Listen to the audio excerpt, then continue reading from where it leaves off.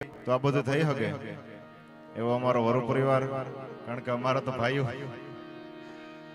દશરથનો દરબાર ને જેની અંદર પણ આઈસા કરે, પણ ભાઈ વગરનું ભેકાણી તો કડવું ભરતને કાગડા.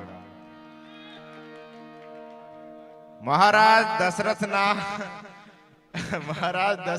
આપણી મસ્કરી કર્યો ને વાહ બેઠા બેઠા નંદાણીયા ડાયરો મારો પરિવાર ને, પણ તમે હોકારો દેજો, કારણ કે ભાઈ વગર ભેકાણ.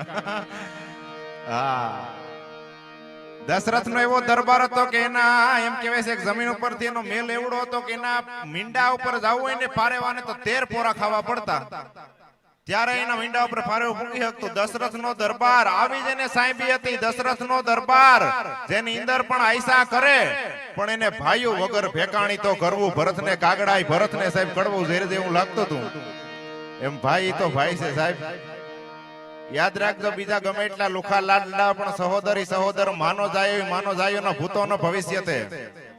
ભગવાન રામે હનુમાન ને એટલા બધા કામ કર્યા, અને ભગવાન રામ ને મોજ આવી ગઈ, પછી એટલું કીધું કે તું મને એટલો વાલો લાગે હનુમાન, તું એટલો મને વાલો લાગે, તું મને એટલો વાલો લાગે, ઉપમા દેવી પણ મળતી નથી. કેટલો વાલો લાગે ને ઉપમા દેવી પણ મળતી નથી.